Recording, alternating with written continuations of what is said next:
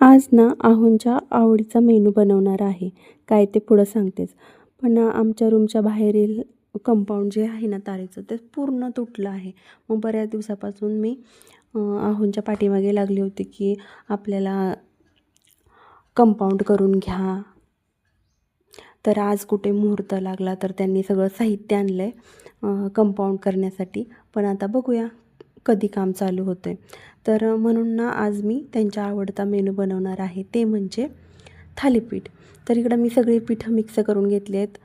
ज्वारीचं थोडंसं बेसन घातलं आणि गव्हाचं थोडं पीठ आणि त्याच्यामध्ये कांदा बारीक कट करून घातला, कोथिंबीर घातली आणि मिरचीची पेस्ट, लसूण मिरचीची पेस्ट घातली आणि पीठ मळून घेतलं.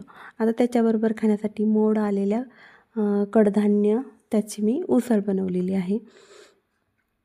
आणि आता हे जे थालीपीठाचं पीठ मी घेतलेलं आहे म्हणून, तर त्याची मी कपड्यावरती थापून थालीपीठ बनवणार आहे.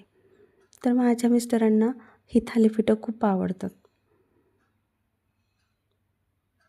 तर इकडं मी ह्या कपड्यावरती ह्या अशा प्रकारे थालीपीठ हे थापून घेणार आणि नंतर ते तव्यावरती भाजणार. तर खूपच छान लागतात अशी थालीपीठ.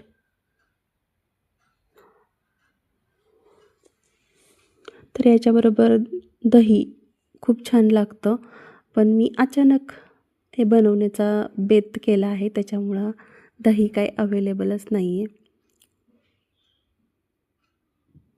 तर तूप लावून ह्याला मी छान असं भाजून घेणार आहे आणि याच्याबरोबर उसळ, लोणचं वगैरे देणार.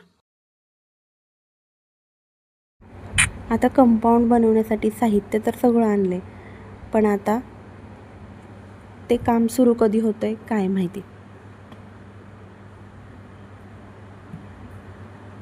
तर इकडं माझे थालीपीठ बनवून झाले. तोपर्यंत रुद्रांचे पप्पा जेवायला आले होते, तर इकडं मी त्यांना जेवायला वाढलं आहे.